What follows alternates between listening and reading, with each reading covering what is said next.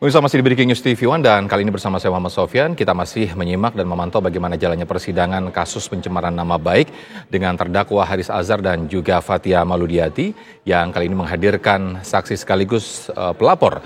Dalam hal ini Menteri Koordinator Bidang Kemaritiman dan Investasi Luhut Binsar Panjaitan. Kita saksikan bersama-sama. Saya kira menurut saya sudah tuduhan, fitnah itu. Apakah saksi pernah mempermasalahkan sebutan penjahat di BAP dan di laporan sebagai sebuah poin laporan?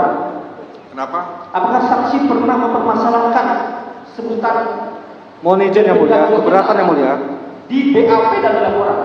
Ini berhubungan dengan saksi yang hakim kemudian sebutkan ini akan masuk perkara. Keberatan yang mulia, sesuai dengan ketentuan pasal 163, saksi itu dapat menerangkan berbeda dengan keterangan BAP yang mulia. Jadi yang apa yang disampaikan oleh saksi, keterangan saksi adalah keterangan yang disampaikan dalam persidangan. Itu pasal 163 yang mulia. Jadi ketika saksi menerangkan apa yang disampaikan yang mulia, saya mau menyanggah pendapat jaksa. Bertanya kepada saksi. Betul. Bertanya. Iya, belum dijawab. Silahkan dijawab saja. Ada jawab. Bukan, kami tidak merasa menjawab. Dijawab aja yang mulia. Cukup. Jawab saja oleh saksi. Saya ingin jawabannya. Sudah dijawab. Belum dijawab. Saudara mendengar pertanyaannya yang ditanyakan sama penasihat hukum terdakwa? Saksi mendengar, bisa menjawab? Kenapa? Perlu kami ulang pertanyaannya yang mulia? Hah? Perlu kami ulang pertanyaannya apabila saudara saksi belum mendengar, bisa kami ulang pertanyaan. Oke, pertanyaan saya. Apakah saksi pernah mempermasalahkan dalam laporan polisi dan dalam BAP dan dalam somasi bahwa saksi dituduh sebagai penjahat? Ya, saya melihat konteks itu dari podcast itu. Berarti secara Ya, itu menurut saya tuduhan. cukup majelis. Baik, sudah cukup, selesai. Ya, baik.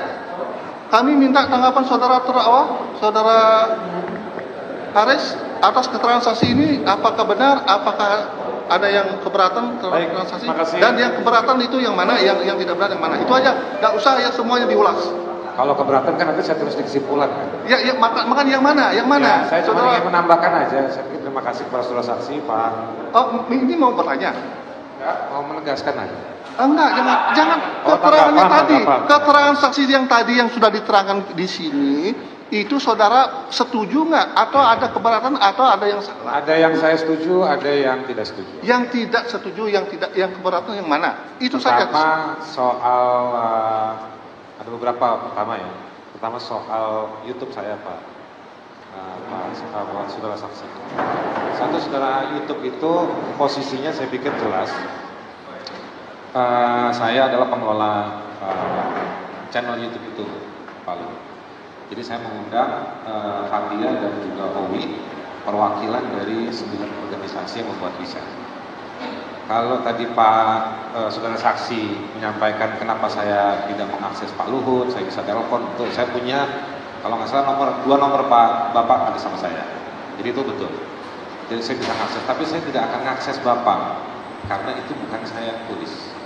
Itu yang nulis. Saudara tolong keterangannya ya, jangan saudara membuat pernyataan. Keterangan saksi tadi itu yang mana yang tidak benar, saudara? Ya, itu supaya saya mau kan tadi ada yang betul, ada yang tidak betul. Yang tidak betul. Yang tidak betul saya sampaikan itu. Ya. Satu.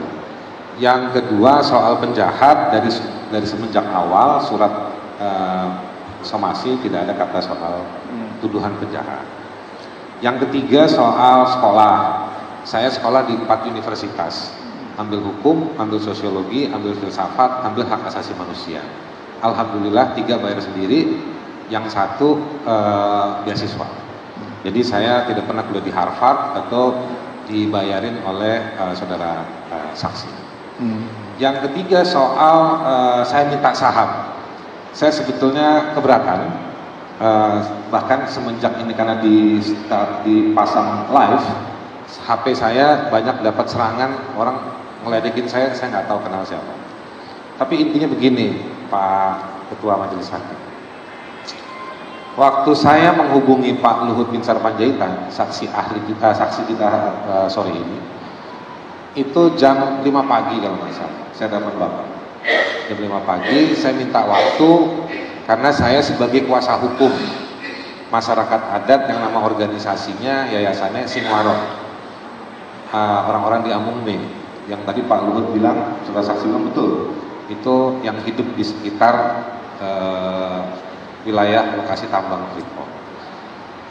Kenapa saya hubungi Pak saudara saksi waktu itu? Karena saudara saksi adalah Menko Marves yang kurang lebih setelah saya pelajari bertanggung jawab untuk proses divestasi saham Freeport ke Indonesia. Saya sebagai kuasa hukum masyarakat adat ketemu situasi bahwa belum ada peraturan daerah untuk memastikan pembagian saham. Bukan saya minta saham, saya juga ngerti hukum. Dan saya memastikan itu, makanya setelah kita upaya di level bupati kabupaten ini tidak berhasil, maka saya bilang sama klien saya, mari kita datang ke Pak Menko Marves. Mereka bilang, Pak Haris kenalkah? Kenal. Saya coba informal. Nah, itu yang saya lakukan. Dan betul saya diterima baik, saya sama Pak Lambok, ada di belakang Pak Lambok tuh. Pak Lambok kita duduk ditemani sama Pak Jody, betul tadi saudara saksi bilang. Jadi memang kapasitas saya itu bukan saya minta saham, itu kan divestasi jadi tidak benar saudara minta saham, ya? Itu kan sahamnya BUMN. Jadi kalau saudara jaksa penuntut umum mencoba mengaitkan hal tersebut, yang mana sayangnya tidak ada di berita acara pemeriksaan di kepolisian materi ini untuk seolah-olah mau membongkar motif, saya mau bilang mohon maaf, Anda belum beruntung untuk mendalilkan bahwa saya punya motif seperti itu. Jadi saya betul peristiwanya dan sampai sore hari saya tambahkan Pak Luhut, Pak Saksi, Pak Luhut jam 6 sore telepon saya. Dia sampaikan itulah Haris, nggak susah, nggak mudah urus orang Papua. Saya tambahkan bahwa saya pernah ke rumah Pak Luhut, betul. Waktu itu saya minta nggak mau ketemu di kantornya, saya diundang ke rumahnya untuk membicarakan salah satu curhatan komplain salah satu purnawirawan yang namanya dikait-kaitkan dengan kasus pelanggaran HAM, dan saya ditegur. Jadi Pak Luhut sebenarnya fungsinya mediasi, mau membantu kira-kira di purnawirawan itu dengan saya, tapi saya menjelaskan. Selebihnya memang kenal sudah lama, sejak tahun 2013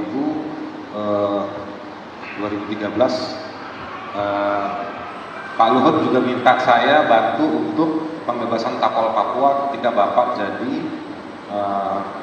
Kepala Staf Kepresidenan dan kemudian menjadi Menko Polhukam. Lalu waktu Bapak bertanggung jawab untuk menyelenggarakan simposium penyelesaian pelanggaran HAM tahun 65, saya dipanggil juga. Saya diminta untuk menyusun konsep. Saya kirim ke salah satu staf Bapak konsepnya, Ibu Eski Suyarto. Jadi semua jejaknya ada. Selebihnya ada obrolan informal. Jadi saya memang tidak dalam kapasitas menyampaikan laporan ini kepada saudara saksi. Tapi saya juga sudah sampaikan di surat perjawab dengan pengacara Pak Saksi, di belakang itu ada Pak Junifer Girsang, soal latar belakang saya. Lalu juga karena saya pernah investigasi di Intan Jaya, ada panjang situ penjelasannya, tapi saya punya latar belakang sendiri. Dan kita juga mengajukan untuk pertemuan dan pembicaraan, bukan cuma klarifikasi ke YouTube. Saya bisa pahami psikologi saudara saksi kalau bilang kenapa saya harus datang ke YouTube-nya. Tapi saya juga menawarkan untuk bertemu dan menjelaskan latar belakang tersebut. Saya pikir seperti itu. Majelis Hakim yang terhormat, terima kasih banyak pada proses hari ini. Meskipun saya punya banyak protes sama Bapak janganlah nyebut-nyebut perempuan sebagai simbol. Perempuan itu nggak baik, Pak. Ya, perempuan lebih kuat dari kita laki-laki. Terima kasih banyak. Silakan saudara Fathia, ada yang mungkin keterangannya yang saudara tidak benar menurut saudara. Terima kasih majelis dan juga Pak Luhut sebagai saksi korban di sini. Saya punya beberapa poin yang telah saya catat. Ada 4. Yang pertama bahwa terkait soal kata-kata ada bisa dibilang bermain tambah. itu adalah terdapat pada riset dan bukan menyasar kepada individu ataupun secara personal kepada yang bersangkutan, yakni adalah Luhut Binsar Panjaitan. Dan dalam riset tersebut juga jika memang Pak Luhut membaca, itu sudah ada keterangan-keterangan sumber-sumber data yang kita dapatkan yang tadi sebenarnya beberapa diantaranya itu sudah diberikan kepada hakim anggota, hakim ketua dan juga jaksa untuk bisa dilihat dan juga dari beberapa sumber-sumber surat perusahaan lainnya. Dan selain itu juga di dalam riset tersebut kita juga meminta banyak sekali keterbukaan informasi publik kepada beberapa lembaga ataupun perusahaan terkait soal konversi tambang yang terjadi di Papua. Lalu yang kedua, bahwa apa yang dibicarakan di dalam YouTube tersebut atau di dalam konten tersebut itu tidak bisa terpisah dari kepentingan publik, di mana pada akhirnya riset tersebut juga menjadi sebuah barang publik yang bisa diakses oleh siapapun, dan juga ini merupakan salah satu tujuan dari organisasi masyarakat sipil yang tergabung dalam riset tersebut, di dalam kajian tersebut, untuk menjalankan fungsi sebagai watchdog dan juga untuk memperlihatkan bagaimana situasi pelanggaran HAM di Papua. Bahwa yang kita tahu hari ini di Papua sedang terjadi konflik dan juga pelanggaran HAM yang masif, di mana belum ada keadilan bagi warga Papua dan banyaknya kematian-kematian yang diderita oleh para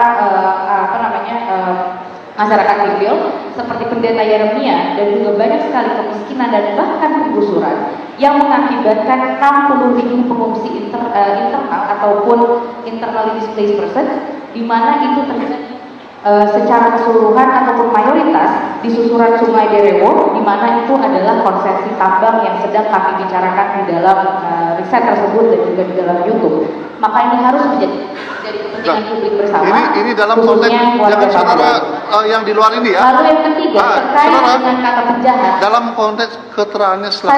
Saya mau lanjutkan, ini terkait kata penjahat. Ya, artinya yang ditanggapi yang masalah keterangan. Iya. Ini saya mau menjelaskan. Terkait dengan kata penjahat, tidak ada sama sekali saya merefer ataupun merujuk bahwa kata penjahat yang dimaksud adalah terhadap saudara Luhut Binsar Panjaitan. Bahwa setelah kalimat bermain tambang sampai dengan ke menit 18 di kata penjahat itu sama sekali tidak ada kaitannya dengan pembahasan atas Luhut Binsar Panjaitan. Maka dari itu tidak ada sama sekali kaitan kata penjahat dikhususkan kepada Luhut Binsar Panjaitan, melainkan dengan bahasan-bahasan lain yang berkaitan dengan perusahaan-perusahaan yang terlibat dalam pelanggaran HAM di Papua. Lalu yang keempat atau terakhir, saya ingin mengucapkan kekecewaan saya sangat besar terhadap bagaimana tertutupnya sidang ini dan juga bagaimana terhambatnya para kuasa hukum saya untuk masuk ke ruang sidang, dan bahkan adanya privilege khusus yang diberikan kepada banyak sekali protokol-protokol yang akhirnya mengakibatkan keluarga saya, kuasa hukum saya, dan bahkan teman-teman kantor saya tidak bisa melihat bagaimana sidang ini berlangsung. Dan harapannya di sidang berikutnya tidak ada lagi kejadian seperti ini, dan mohon kepada hakim untuk bisa tegas agar semua orang yang mau menonton sidang ini bisa masuk ke dalam ruang sidang dan tidak ada diskriminasi. Terima kasih.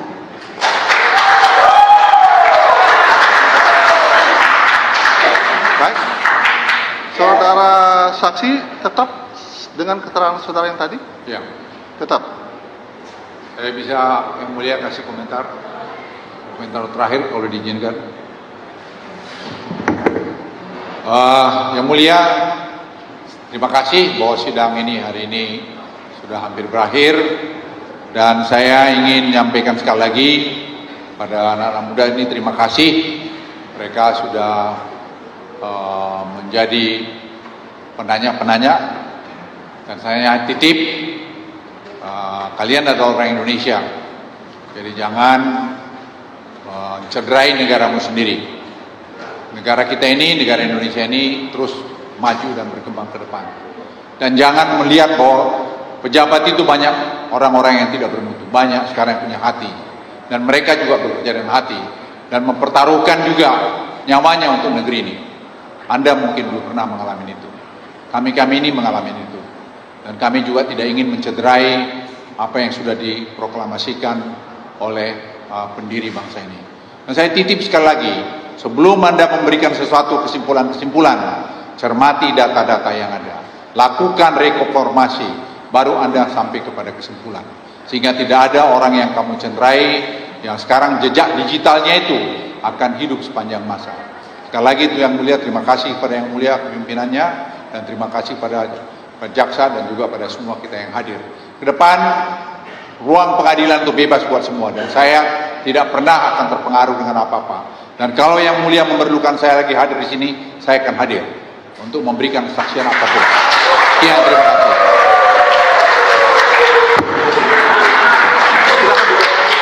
Baik. Sebelum persidangan ini kami akhiri, kami tidak akan memaksa untuk saudara Haris maupun saudara Fathia. Ada yang mungkin mau disampaikan kepada saudara saksi, semisalnya ya, selaku manusia ya, kita mungkin ada hilaf. Sesuatu yang hilaf itu sesuatu yang semua orang pasti ada ya kehilapan. Ya mungkin dalam kesempatan ini ada keinginan untuk minta maaf kepada saudara saksi. Kalau ada, kami tidak akan memaksa. Kalau ada, silakan. Kalau tidak, ya. Dan saudara saksi juga apakah menerima, kan begitu. Itu aja. Bagaimana? Makasih majelis. Saudara saksi Pak Luhut, saya nggak ada niat mau nyerang pribadi, nyerang Bapak nggak. Bahwa Bapak merasa bahwa ini terserang secara pribadi, ya saya minta maaf sampai di sini. Tapi apa yang saya sampaikan, pertama saya broadcasting. Dan saya memilih topik dalam YouTube saya itu, saya punya standar. Nah, teman-teman ini laporannya saya baca pada 3 aspek, Pak Saudara Saksi Pak Luhut. Ketiga, satu soal isi laporannya, yang kedua sudah dipublikasinya, yang ketiga ini pribadi atau bukan. Karena waktu saya ngelola YouTube saya, banyak orang datang punya kepentingan pribadi, Pak Majelis, minta bayar saya, mau bayar saya, tapi saya juga nggak mau. Karena saya punya batasan-batasan. Ya, baik. Saya juga punya constraint tekanan pada diri saya. Karena yang saya bahas ini adalah orang-orang yang saya kenal. Beberapa nama yang disebutkan itu bukan hanya Pak tetapi juga ada 1-2 yang juga saya kenal. Sebelum pihak Pak Luhut Binsar Panjaitan menegur saya, ada juga yang menegur saya. Dan saya temui dan diskusi 2 hari 2 malam dengan pihak tersebut. Nah, tapi sekali lagi bahwa ini kenapa poin tersebut ingin saya mau bilang bahwa ini terkait dengan kepentingan publik, Pak. Bapak punya historisitas personal, tapi saya juga punya historisitas terhadap apa yang saya kerjakan, terutama soal IPAP. Saya baru pulang dari Intan Jaya kebetulan waktu itu. Saya lihat orang Intan Jaya, saya baca datanya, saya investigasi kesian. Dan saya memberanikan diri untuk memberikan penimbangan. Saya tahu bahwa hubungan saya sama Bapak secara perkawanan, secara komunikatif rusak. Tapi saya ambil resiko ini. Jadi persidangan ini pun sudah saya bukan cari musuh sama Bapak. Tapi saya sedih lihat orang Papua. Itu masalah kita. Mereka naik ke gunung 2 jam. 8 distrik mereka. 3 tempat. Gak ada yang ngurus pengungsi. Dan itu ada brimob di sana, ada tentara. Buat Anda semua yang menganggap saya nangis, saya bukan minta ampun. Silakan hukum saya. Saya menganggap panggung ini adalah tempat saya untuk menyuarakan. Kalau Anda nangis karena Anda kenal orang Papua, Anda keluar dari persidangan. Saya nggak takut sama siapapun untuk bicara soal keadilan kemanusiaan. Udah sering saya mau ditembak. Ya. Jadi yang berani itu bukan cuma tentara. Silakan kalau saudara, intinya sudah saya baca. Orang yang apresiasi sama anak muda. Saudara, tapi cukup bukan ruang diskusi. Ya. Saya nggak minta proses persidangan ini diadili. Bapak tadi datang dengan satu posisi yang sangat gentle, soft, terbuka, ingin kebenaran. Ya udah, saya adukan. Ya, nanti hakim akan nanti menilai. Tapi saya mau mengatakan, persoalan saya bukan persoalan soal komis Bapak, soal cara Bapak bicara, enggak Pak. Kalau cuma itu saya sering ngomong sama Bapak. Jadi persoalan itu sangat publik. Ya. Mari kita selesaikan secara publik dan beradab. Kira-kira, makasih. Cukup ya, saya sudah tangkap saudara. Saudara Fathia tidak ada. Ya, baik. Kalau saya menangkap dari saudara Asar ya, Asar saya sudah tangkap, sepertinya sudah menyampaikan sesuatu.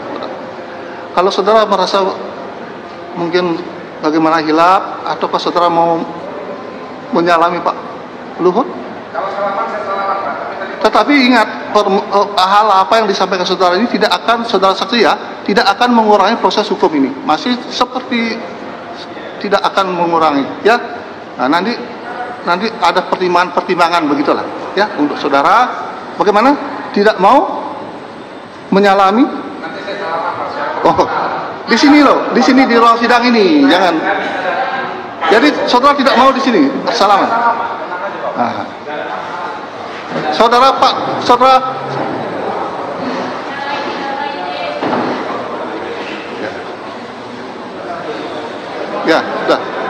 ya sudah.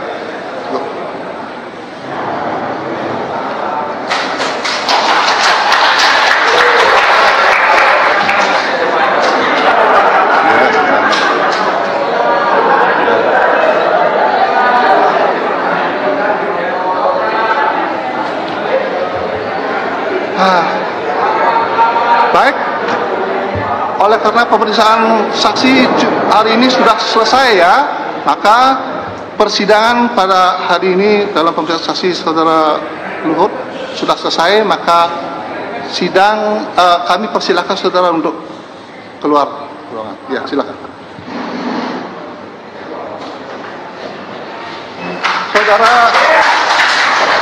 Saudara terdakwa silakan duduk di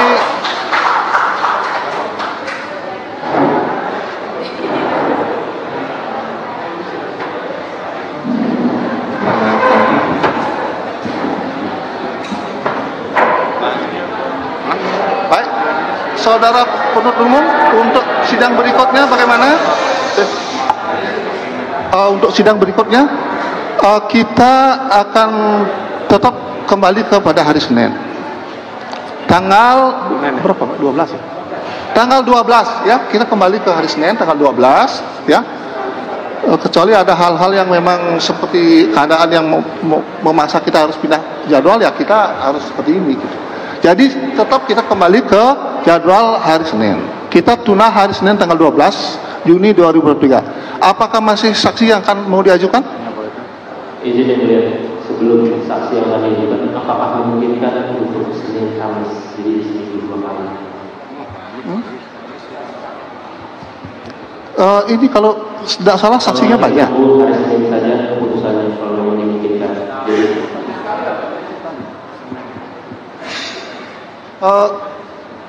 nanti saksinya maunya dihadirkan berapa? Untuk hari sidang berikutnya nanti rencananya berapa saksi? Untuk sidang berikutnya kami pasti akan berdiskusi, tapi yang jelas masih kluster dari korban. Artinya ada pihak-pihak yang belum sudah disebutkan oleh pihak korban. Artinya perkiraannya berapa orang? 4 orang, 5 orang atau 1, 2? Belum kami konfirmasi, tapi yang jelas ada 2 minimal 2. Tapi untuk kelanjutannya kami juga harus memanggil untuk bisa tahu.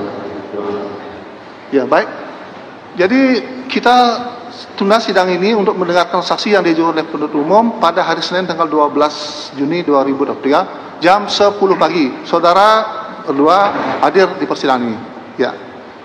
Baik, demikian ya, sudah selesai dari sidang kami nyatakan ditutup. Hadirin dimohon berdiri, majelis meninggalkan ruang sidang.